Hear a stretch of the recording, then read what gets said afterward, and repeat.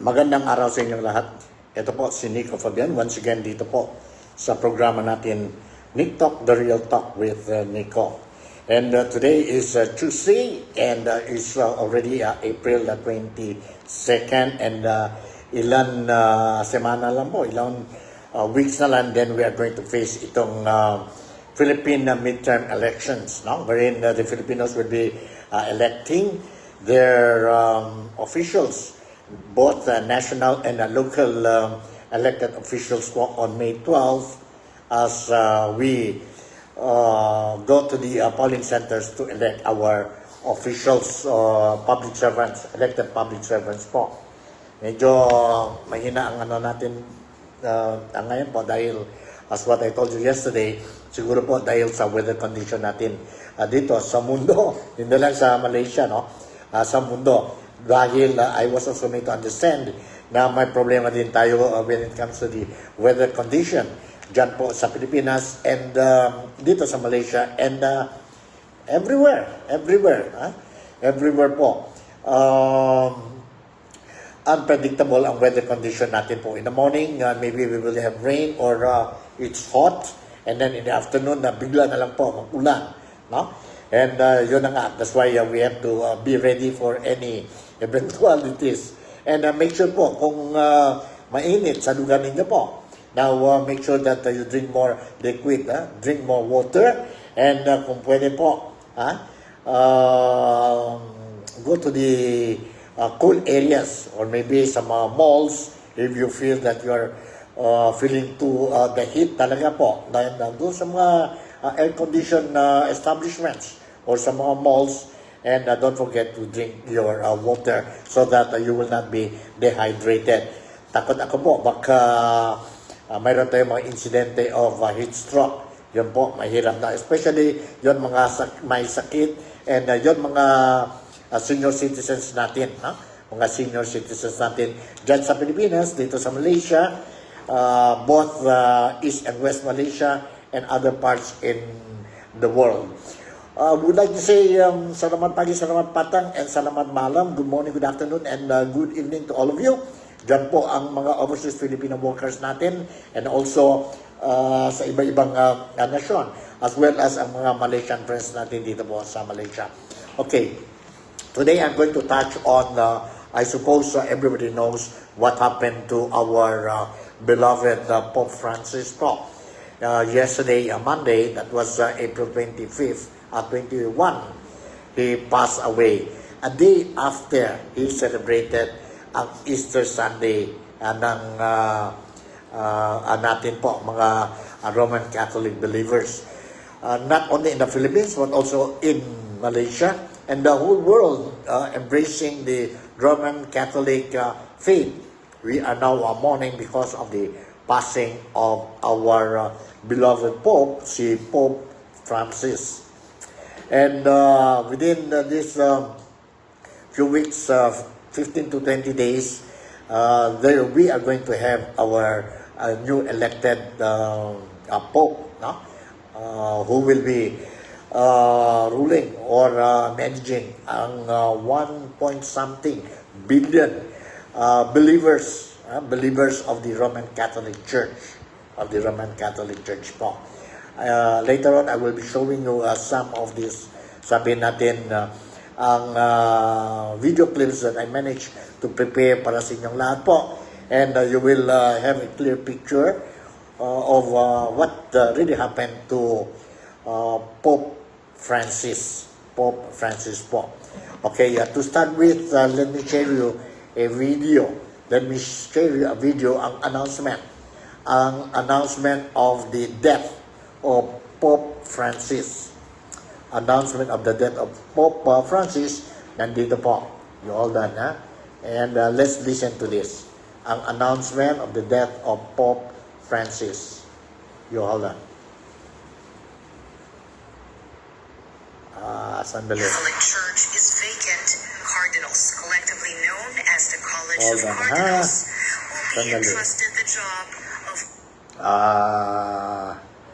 Sandali lang po. I'm trying to get this footage. 3, saan na yun, ha? death of Pope 526.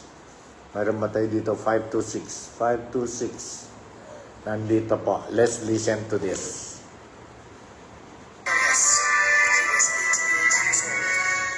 Carissimi fratelli e sorelle, con profondo dolore devo annunciare la morte del nostro Santo Padre Francesco.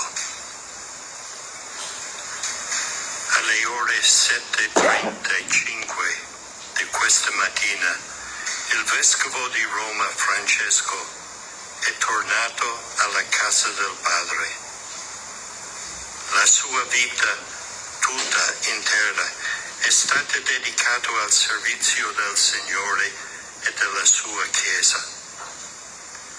Ci ha insegnato a vivere i valori del Vangelo con fedeltà, coraggio e amore universale, in modo particolare a favore dei più poveri ed emarginati. Con immensa gratitudine per il suo esempio di vero discepolo del Signore Gesù, raccomandiamo l'anima del Papa Francesco all'infinito amore misericordioso di Dio uno e trino. Grazie. Pope Francis, born Jorge Mario Bergoglio on December 17, 1936, in Buenos Aires, Argentina, was the first pope from South America and the first non-European pope in over 1,200 years.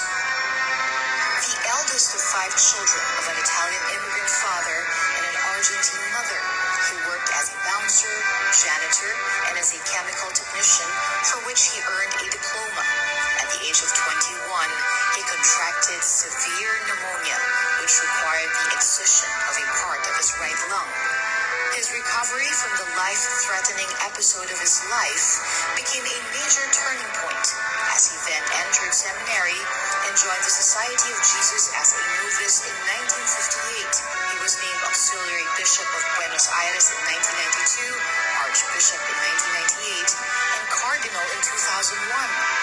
In 2013, the world was shocked by the resignation of Pope Benedict XVI, and in a papal conclave, Cardinal Bergoglio was elected as the new pope by 115 cardinal electors. He was the first to take the papal name Francis in honor of the humble saint from Assisi, known for his devotion to the poor.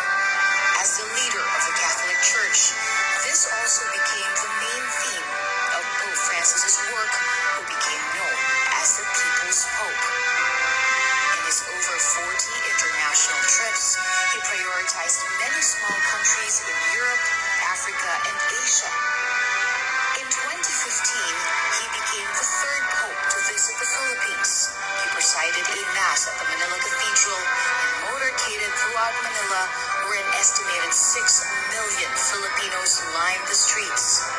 But even more unforgettable was the Pope's Mass at Tacloban Airport, which, although short and met by bad weather, was very meaningful for the victims of Typhoon Yolanda. Pope Francis also repeatedly condemned the wars of Russia in Ukraine and Israel in Gaza, and became one of the strongest voices calling for peace. He also called for compassion for refugees and rebuked the mass deportation of illegal immigrants by the Trump administration in America, saying that it damages the dignity of people who only left their land for reasons of extreme poverty, exploitation, or persecution. The Catholic Church also became more inclusive under Pope Francis. In 2023, he approved a Vatican ruling allowing blessings for same-sex couples. Pope Francis also focused on the issue of sexual abuse in the Church. In 2019, he called a Bishop Summit to discuss the problem and instituted a law requiring all dioceses worldwide to act on and investigate cases of sexual abuse.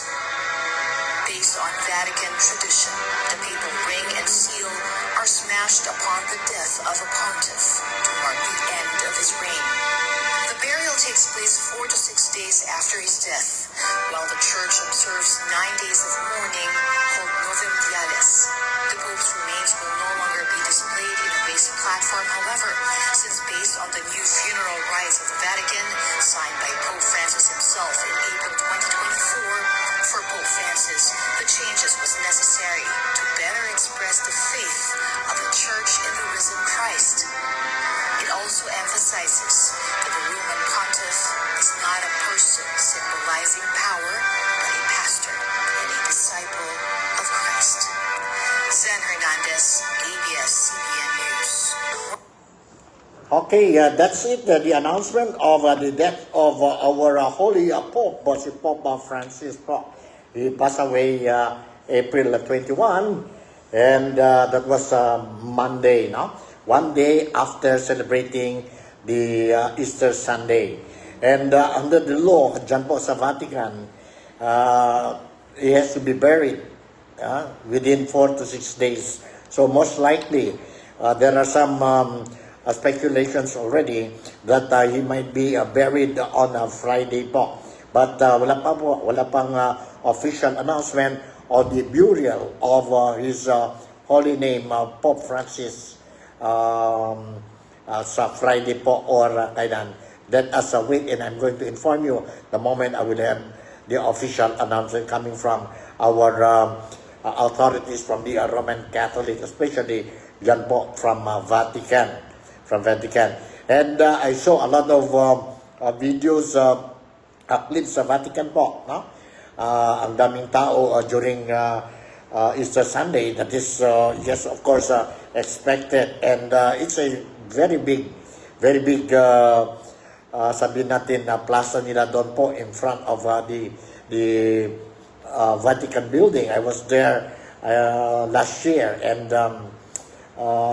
every Wednesday, the Pope, si Pope Francis, will make his weekly appearance to the people po. And if you go to Vatican, to the place, no? Now, you can see millions of people po. When I was there, together with my family, now it took us more than an hour, I think almost 3 hours, for us to be able to get inside the building of Vatican. And a lot of people, all walks of life po, nandyan po, mga turista, nandyan din po, no? And it's worthwhile going to Vatican. Worthwhile going to Vatican also. But anyway, we are mourning now, and may his soul rest in peace. And not only, sabihin natin, those na sa Rome or sa Vatican are mourning, even ang mga leaders natin and mga Filipinos din po, dyan sa Pilipinas, leaders, Filipino elected leaders and appointed and all, majority, because more than 80% of the population of the Philippines are Roman Catholic believers. We are the only Roman Catholic country in Asia po. So we are now mourning, and let's pray for a lasting or hope that our Pope Francis will rest in peace po, no? Together with our Creator. Alright. Mayroon tayo dito. I will share with you itong news article coming from the Philippine Star, entitled Pope Francis Taught Compassion in the World of Hate.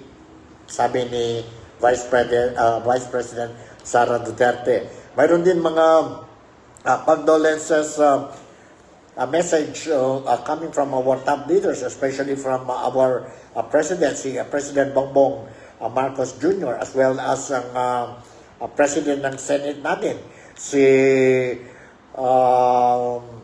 President Chis Escudero, as well as ang Speaker ng House dyan sa Pilipinas, si Martin Romualdez, no?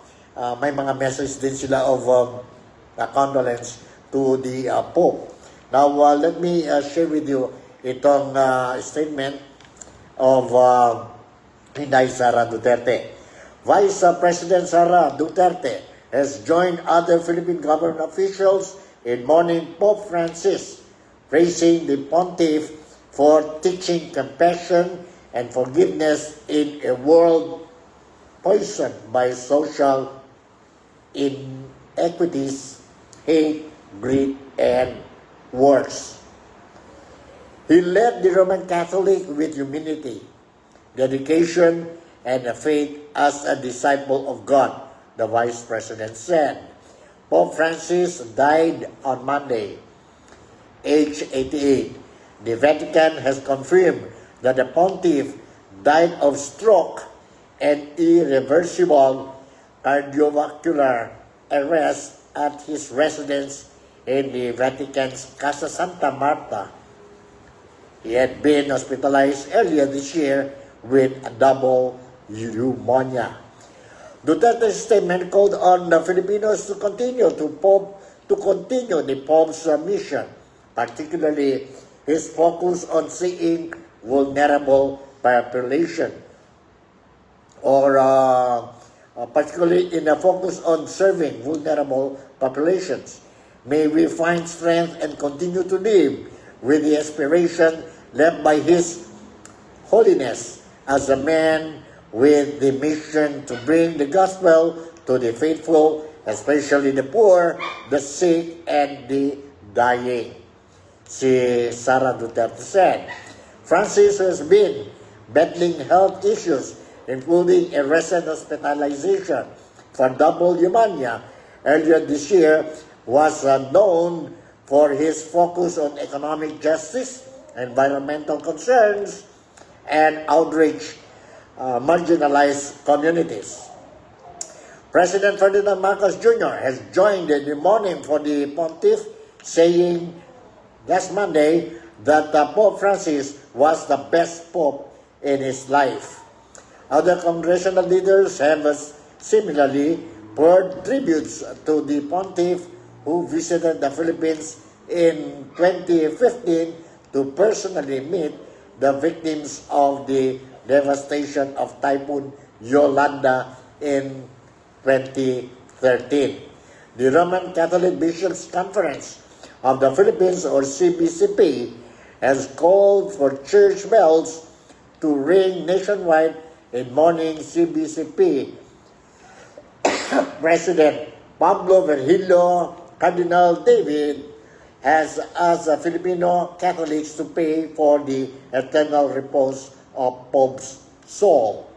Yan po ang reaction ng mga leaders natin, both spiritual leaders and elected and government leaders natin po dyan sa Pilipinas when it comes to the death of Pope Francis.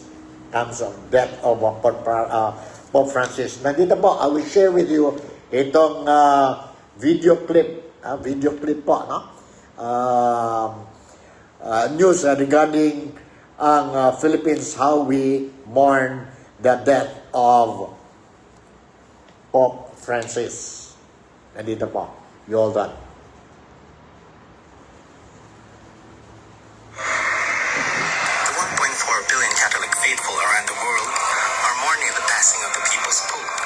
Just a day after celebrating Easter, the death of the 88-year-old pontiff comes as a shock after Francis slowly went back to his usual routine. Here at home, where the pontiff is lovingly called Lolo Kiko, Philippine leaders join the world in remembering the Pope.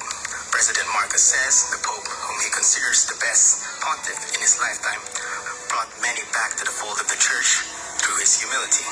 Senate President Jesus Cudero thanked the Pope for his 2015 visit to Tacloban in the aftermath of the deadly Typhoon Yolanda. The Senate leader says the Pope's mercy and compassion continue to guide the Filipino people. Also believes Catholics can best remember Francis by advancing his vision of a world united in peace and kindness. Another congressional leader, House Speaker Martin Romualdez, also expressing grief.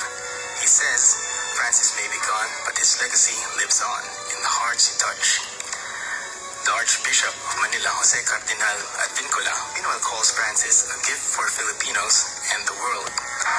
Former Philippine ambassador to the Holy See, Henrietta de Villa, credited Francis for transforming the Catholic Church. In an interview moments after news of his passing, an emotional de Villa said, "The Pontiff helped the Church in its mission to bring the good news into modern times." I'm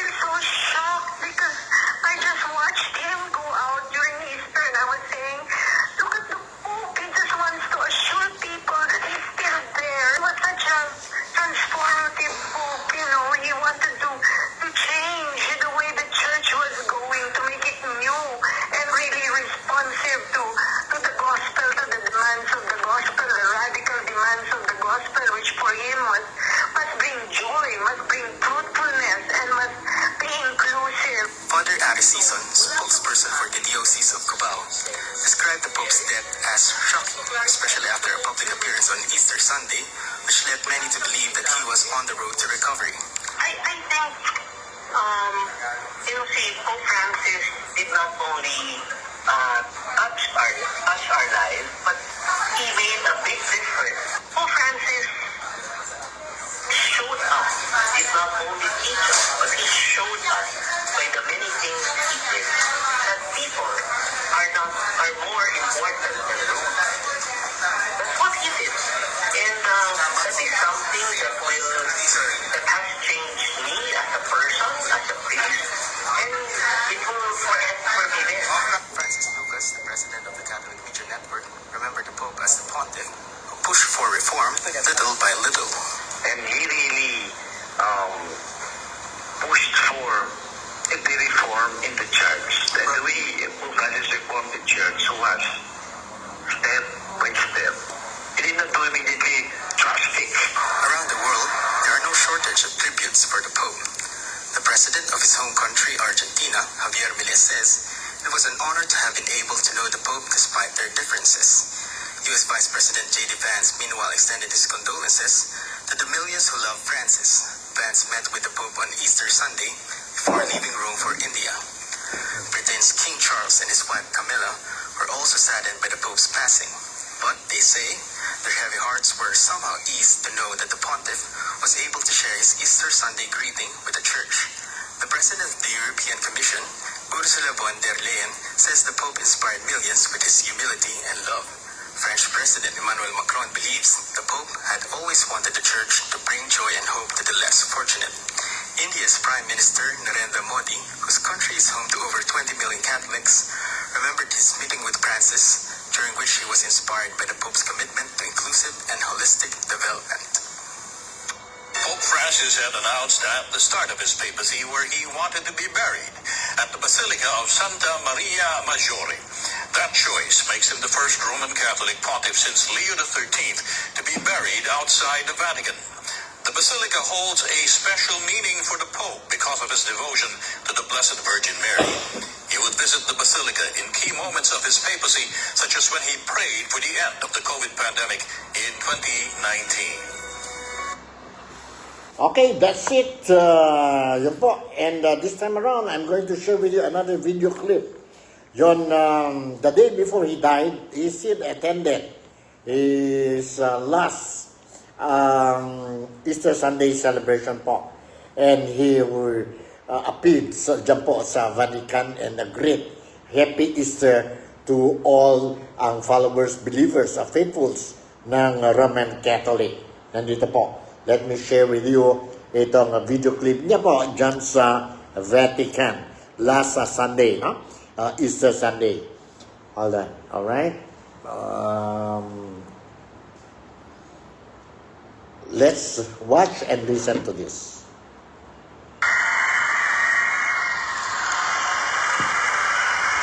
On the loggia of St. Peter's Basilica, we see the cross, the crucifix being brought out, and Pope Francis making an appearance on the loggia.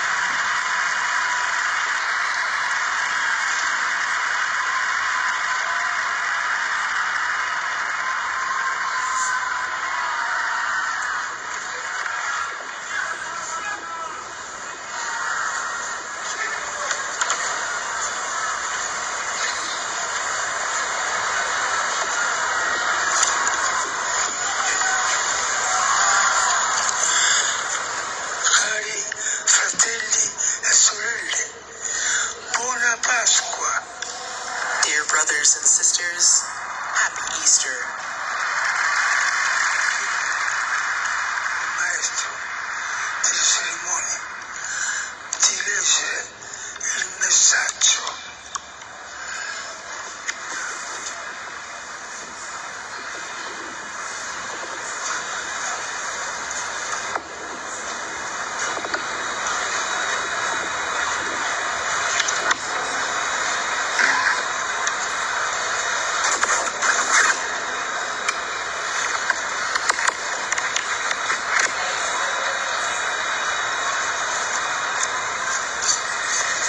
Cristo è risorto, alleluia.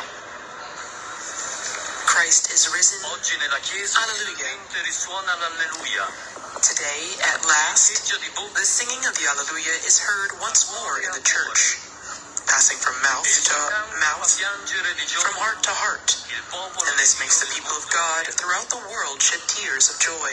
Dal sepolcro vuoto di Gerusalemme giunge fino a noi From the empty tomb in Jerusalem, we hear unexpected good news.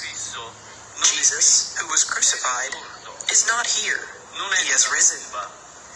Jesus is not in the tomb. He is alive.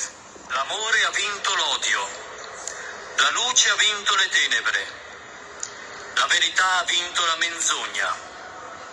Il perdono ha vinto Love has triumphed over hatred, light over darkness, and truth over falsehood. la nostra storia. Forgiveness has triumphed over revenge. Evil has not disappeared from history. It will remain until the end. Chi accoglie But it will no longer have the upper hand. It no longer has power over those who accept the grace of this day. voi che siete nel dolore e nell'angoscia. Il vostro grido silenzioso è stato ascoltato. Sisters and brothers, especially those of you experiencing pain and sorrow, your silent cry has been heard, and your tears have been counted. Nella Not passione one of them has been lost. Dio ha preso su di sé tutto il male del mondo. In the passion and death of Jesus, God has taken upon himself all the evil in this world, and in his infinite mercy has defeated it. Che avvelena il cuore dell'uomo e se He has uprooted the diabolical pride that poisons the human heart and wreaks violence and corruption on every side. The Lamb of God is victorious. Cristo mi That is why today we can joyfully cry out, Christ, my hope, has risen. La risurrezione di Gesù è il fondamento della speranza. A partire da questo avvenimento, sperare, The resurrection of Jesus is indeed the basis of our hope. grazie a For Cristo, in the light of this event, hope is no longer an illusion. non Thanks to Christ, crucified and risen from the dead, non hope does not disappoint. e non Spes nos confundit. ma impegnativa. Non è alienante, That hope is not an evasion, but a challenge. It does not delude, but empowers us. le loro fragili mani All those who put their hope in God place their feeble hands in his strong and mighty hand. cammino. They let themselves be raised up and set out on a journey. Testimoni della vittoria dell'amore, Together with the risen Jesus, they become pilgrims of hope, witnesses of the victory of love and of the disarmed power of life. chiuso tutto il senso della nostra esistenza. Okay, yun po ang Easter Sunday gathering dyan sa Vatican. It was in Vatican. There's a big plaza there and we are going to experience 100%. There will be another big crowd once the cardinals will be electing the next pope. Huh? Now there is a vacancy of the pope. They sealed the residence of the pope already, and the burial will be between 4 to 6 days within that day, and after that there will be a meeting with the cardinals,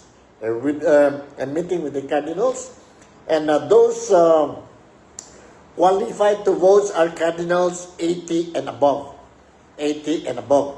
Huh?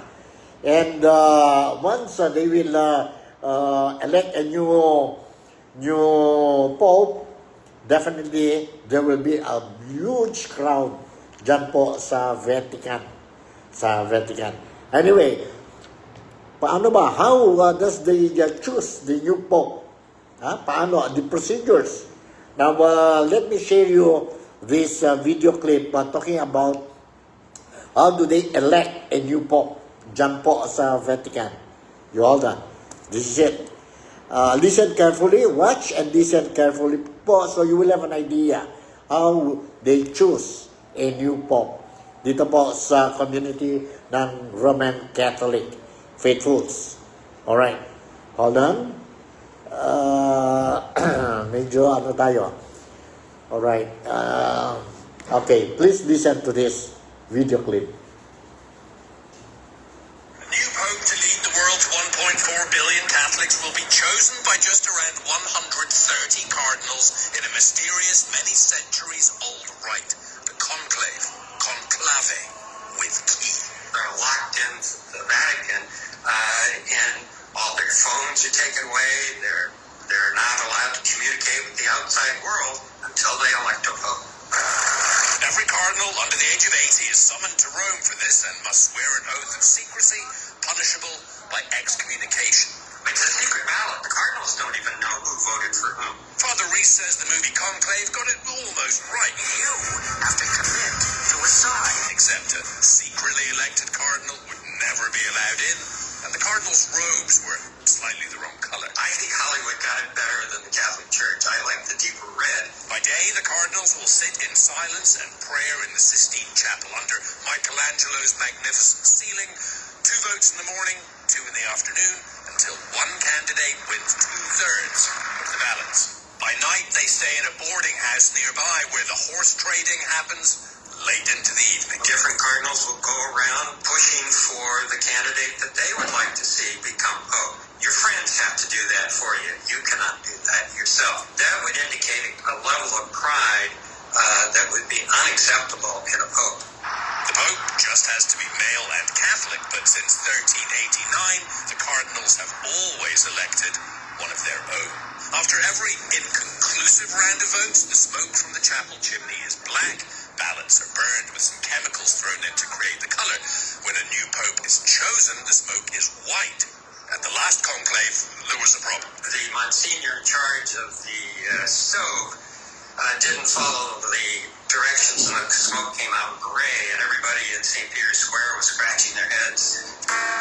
So they rang the biggest bell in the square as well. And as soon as you see it swinging, you know it's over. The new pope chooses a name and is ushered to the room of tears. And in that room, they will have 3 sets of papal garments, the white cassock that the Pope wears. One small, one medium, and one large. For the new pope to wear when he walks out onto that famous balcony in St. Peter's Square.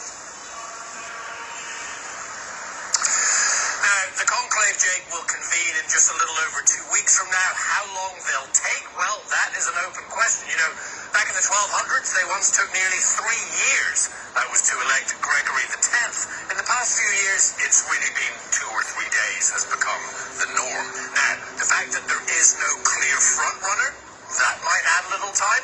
Something that might take away a little time.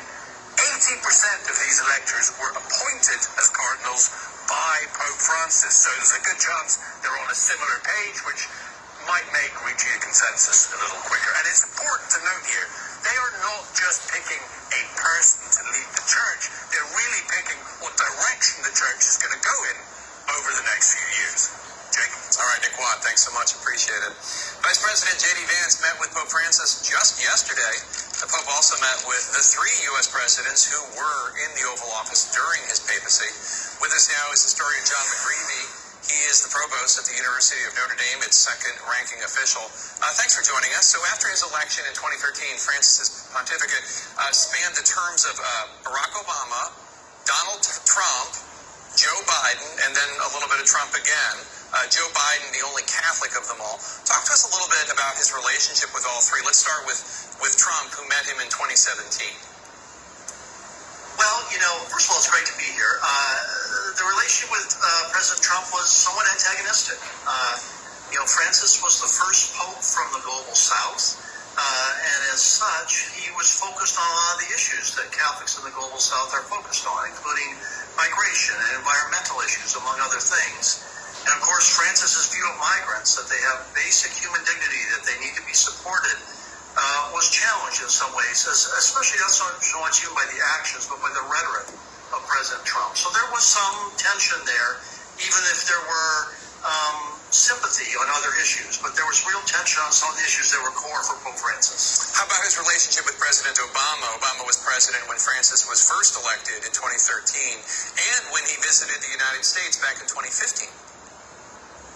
You know, even judging by the statement that President Obama released this morning, it was a very warm, as far as we can tell, relationship. Now, on the one hand, President Obama was very pro-choice. Pope Francis, of course, is very pro-life on the abortion issue. On the other hand, on issues like climate change, which was crucial for Pope Francis, on issues like, as I said before, migration, Pope Francis and Obama seem to see eye to eye, and that the relationship, by all the accounts we have, actually was quite warm, and that was reflected in President Obama's statement this morning. And then, of course, there's Joe Biden, who, after John F. Kennedy, has been only the second Catholic president this country's ever had. You know, one of the ironies of the recent past in the relationship between the Vatican and the U.S. is that President Biden was the most Catholic president we've ever had, a very faithful practicing Catholic, but because of his pro-choice views on abortion, there was a lot of antagonism to President Biden from within the Catholic Church in the United States, but not so much from Pope Francis. Again, Pope Francis is very pro-life, but he and Biden clearly saw eye to eye on a number of other issues, and were able to develop a quite strong working relationship. And again, you saw that this morning too, with President Biden's very warm, very enthusiastic statement. You know, those of us who watched the State of the Union addresses, we could always see in the background there when President Biden was giving his State of the Union a big photo of President Biden and Pope Francis, which at least I think symbolically suggested the importance that President Biden placed on that relationship. Yeah, the Oval Office addresses with that photo. When we speak of Catholicism and politics, you've noted that the fight over abortion rights has colored the relationship between popes and Democrats and Republicans in some ways for decades.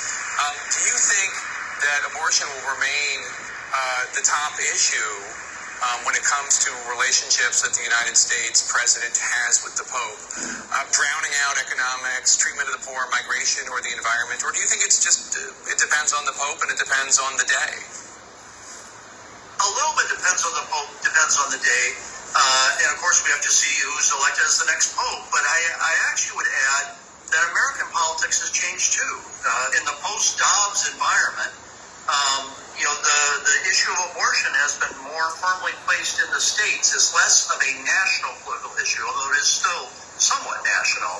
And in that context, too, I think other issues are going to come to the fore, and they include migration, they include climate change, they include the kind of economy we have and how that protects the dignity of the poor, which was such a big issue for Pope Francis. So I do think the constellation of issues is going to shift a bit. John? All right, that's it. Yan po, you heard it. And the next question is there any candidates? How many candidates for the position of a Pope dyan po sa Vatican? Mayroon na ba o wala? Now, I will share you this video clip. No? From what I know, mayroon na po tatlo. And one of them is a Filipino. Let's listen to this. Let's listen to this video clip. Saan yun na? Sandali. Saan na? 350. 350.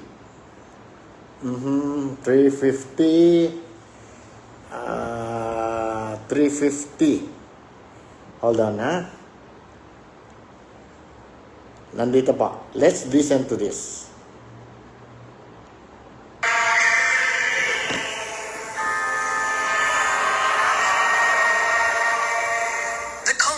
Is a stunning spectacle watched by Catholics around the world that will ultimately decide the new leader of the Church. But already there have been some cardinals who are clear frontrunners. Cardinal Pietro Parolin is considered by many the most likely to be elected. He's been the Vatican Secretary of State since 2013, a close papal confidant. He's considered a moderate figure within the Church, Born in Scavone, Italy, he's become an expert on Middle East affairs and is vocal about the need for action against climate change. Asking the more affluent nations that they may acknowledge the gravity of so many of their past decisions. He would very much fall in line with Pope Francis's geopolitical strategy, his diplomatic strategy. We can see him being very similar to Pope Francis' approach on issues such as China. Speaking in Jordan in January, he said, "In my view, a just peace means peace founded on international law and the declarations of the United Nations. From a Christian perspective, we understand justice in its various facets, but fundamentally, I would say just peace refers to peace that aligns with international law and its rules." Cardinal Peter Odo represents the more orthodox side of the church and is president of the European Bishops' Conference. The 72-year-old, born in Hungary, has strong conservative views on issues like remarriage and divorce. He's been critical of gay marriage and European nations for taking in refugees, likening it to human trafficking. Pope Francis had opened the door to giving blessings to individuals in same-sex unions. That's something we could potentially see reversed if Erdo were to be elected Pope. He was also a close friend of Cardinal George Pell. Cardinal Matteo Zuppi of Bologna was one of the closest to the late Pope Francis, who made him a cardinal in 2019. Maria Santissima. Born in Rome, he has progressive views, has expressed support for dialogue with the LGBTQI+ community. The 69-year-old has participated in global peace missions in recent years, meeting with Ukraine's President Zelensky and former US President Joe Biden. You can expect him to share very much Pope Francis' social agenda, and he's been the Pope's go-to guy. Good morning to all of you. Cardinal Luis Antonio Tagal is also considered a strong chance. He's 67 years old and was born in Manila, only the 7th Filipino to become a cardinal. He would be the first Asian pope. The gift of his presence and love for us will be our gift to people. Typically left-leaning, he has in the past criticised the church's attitude towards gay people, unwed mothers, and divorced and remarried Catholics. When pessimism takes over, we see only darkness, failures, problems, things to complain about. Whoever is chosen, one thing is already certain. A new chapter in the rich history of the Catholic Church is about to be written. Jessica Maward. All right, that's it. Tatlo. There are three candidates to be epoch, no? And one of them is Cardinal Tagle or Tagle. Tagle. And he hails from Manila. Now, how many candidates from the Philippines or cardinals from the Philippines who will be attending the selection or election of a new pope?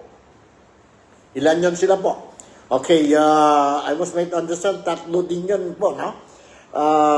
The cardinals coming from the Philippines who are or who will be submitting ng mga cardinals in choosing the next pope.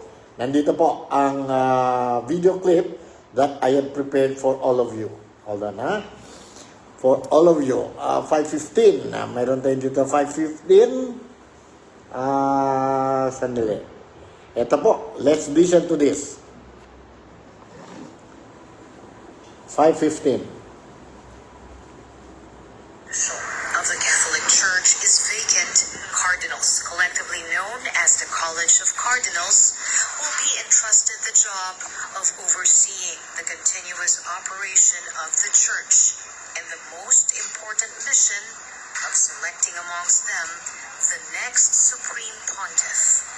The Apostolic Constitution Universi Dominici Gregis explicitly states that only cardinals under 80 can participate in the age-old process called the Papal Conclave, where they serve as both candidates and electors. Of the 5 living cardinals from the Philippines, 3 are eligible to participate.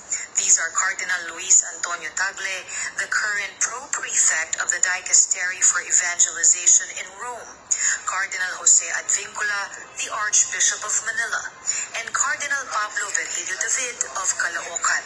Cardinal Tagle, meanwhile, is the only Asian in a list of so-called papabiles, a term Vatican experts use for cardinals considered a likely candidate to be elected pope. But a Filipino priest says the process of selecting the pope is not influenced by popularity nor politics. Papabili kasi is not declared by the church. It's declared by us. Ayaw na tsuba, ano?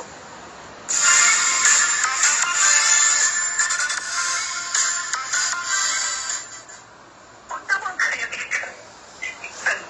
dagan ng politika. Hindi ba?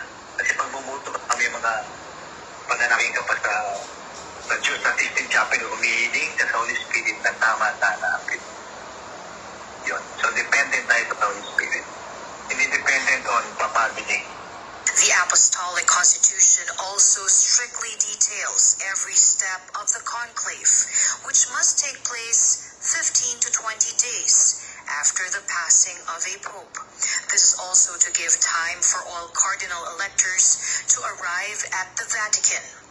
On the day itself, the cardinals will gather at St. Peter's Basilica in the morning for the Mass Pro Eligendo Papa, a Latin phrase which translates to "for the election of the Pope."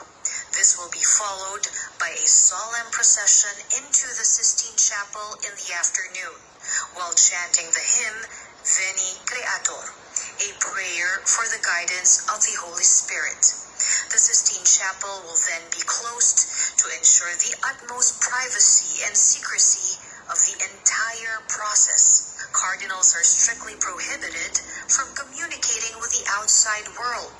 The penalty for violating the secrecy rule is severe: excommunication or separation from the Church.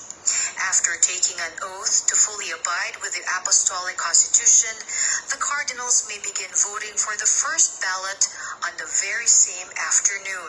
2/3, or 66.66% of the votes are required to become the next pope. If the first ballot yields no result, 4 ballots may be drawn each day after.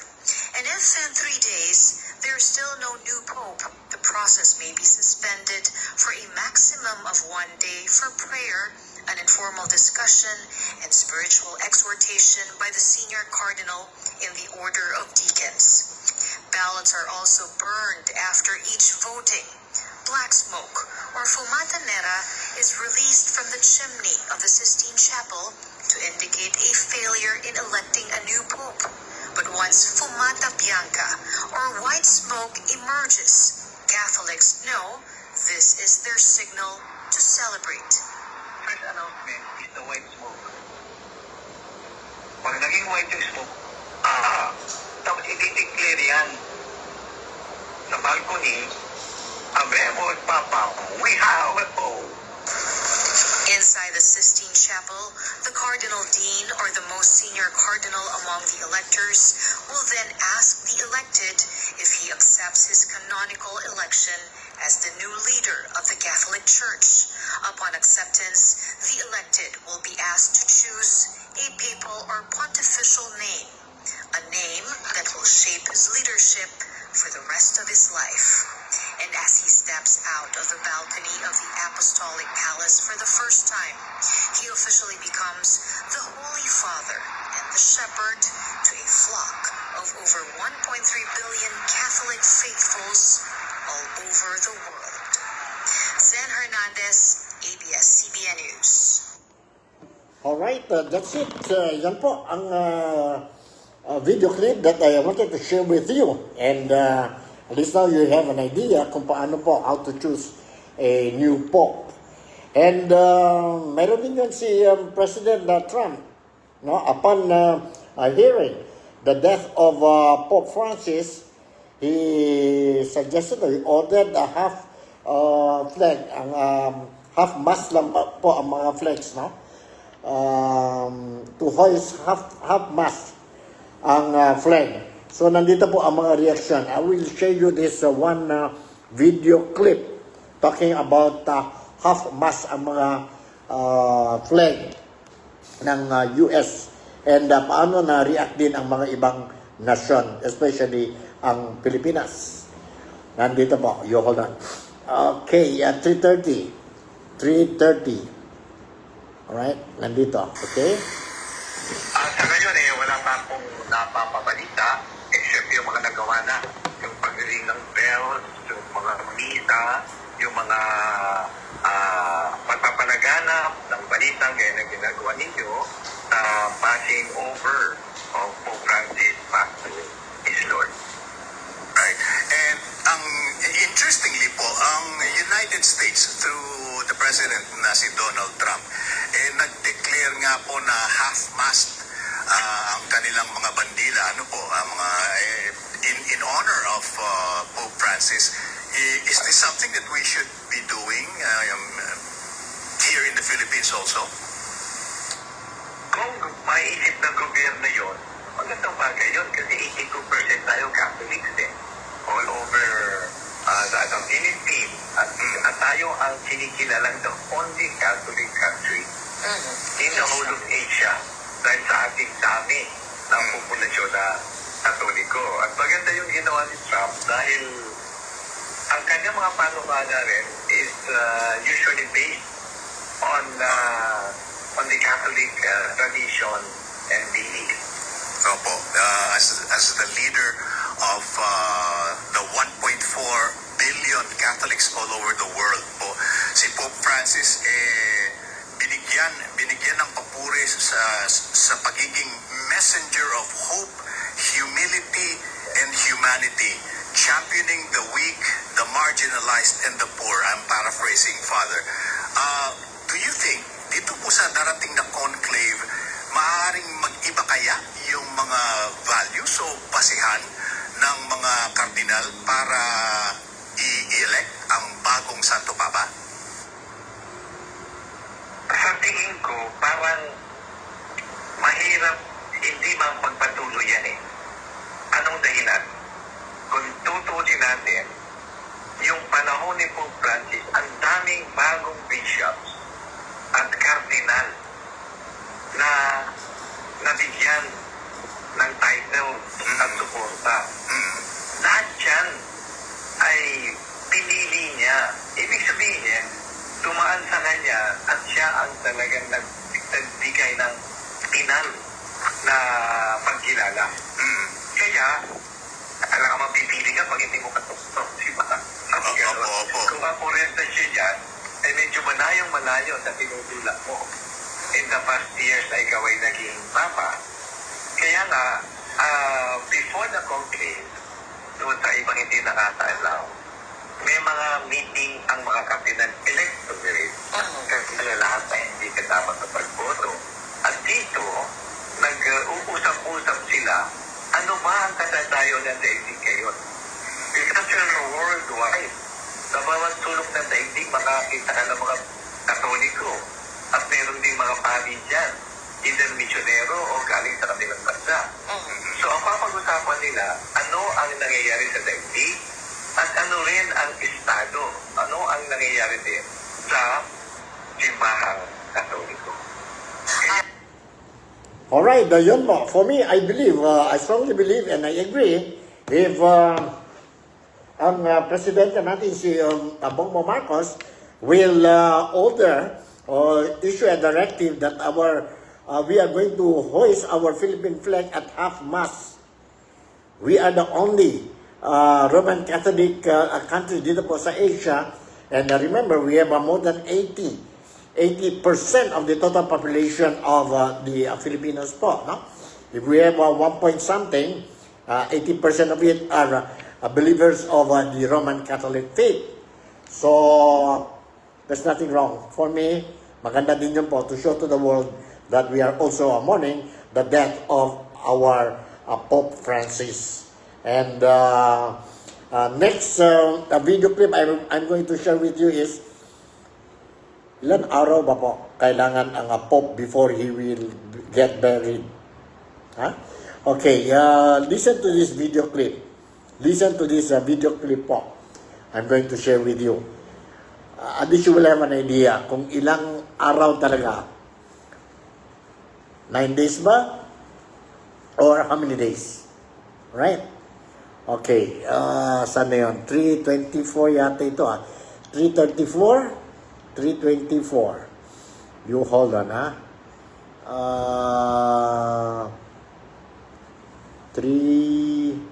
ito na yata ilan days ba yun? Period of mourning for the late Pope Francis. The 88-year-old pontiff died suddenly Monday, 4 weeks after he ended a lengthy hospital confinement for a respiratory illness. His death marks the end of a 12-year-long papacy during which he championed inclusivity in the Roman Catholic Church and initiated an investigation of sexual abuses among the clergy. Zen Hernandez has tonight's top story. The somber tolling of St. Peter's Basilica's Great Bell, known as Il Campanone, echoed throughout the Vatican to announce the passing of the Pope. Soon, church bells all over Rome joined in. Last February 14, Pope Francis was admitted at the Gemelli Hospital in Rome for bronchitis.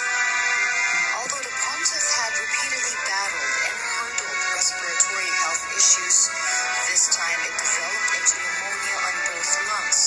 He didn't stop working at the hospital.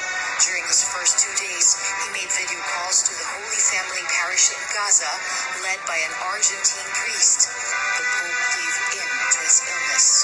He was 88 years old. Carissimi fratelli e sorelle, con Alright, profondo that's it. Yan po ang latest mayroon tayo. I don't know if mayroon pa ba tayo yan 3:34. Wala na yata. 3:34. Medyo wala na yata Okay, so ito na po ang natin, ang programa natin for tribute tayo kay Pope Francis po, namatay last Monday, a day after he celebrated or we celebrated ang Easter Sunday. So, sandali, I will try to see kung mayroon ba tayo ito. I am going to share with you ang last video po, and this is not about the death of Pope Francis po. But I'm going to share with you a video na ang funeral rites, a portion of the funeral of our national artist, si Nora Honor po. And she was buried today, this morning, dyan po sa libingan ng mga bayani. Si Nora Honor po is a national artist, proclaimed as our national artist, one of the national artists ng Philippines. Nandito po together with his children. They accompanied her for the last respect na talaga po, and she was buried dyan po sa libingan ng mga bayani. Nandito po. I think this will be my last footage.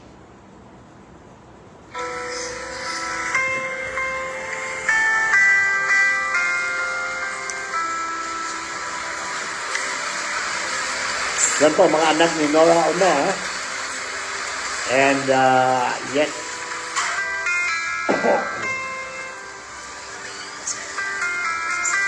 She will be brought now to her eternal resting place.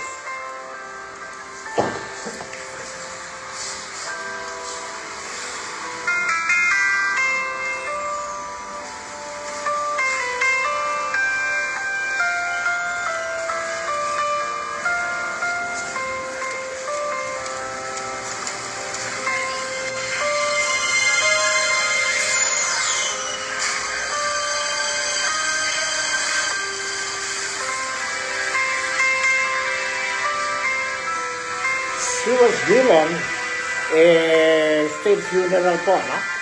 Because she's a national artist, all the expenses and burial na po will be borne by the Philippine government. It's one way of appreciating for the contributions that she gave sa Pilipinas po, sa film industry natin. She's a good actress. Not only known locally, dyan po sa Pilipinas, but also abroad.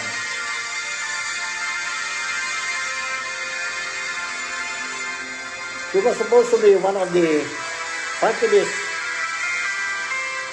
congressional candidates. First nominee siya po, no? But last minute she withdrew because of health problem. Dito na po ang pamilya ni Nora Honor. And ang dami po mga artista who went and pay last respect to Nora Honor.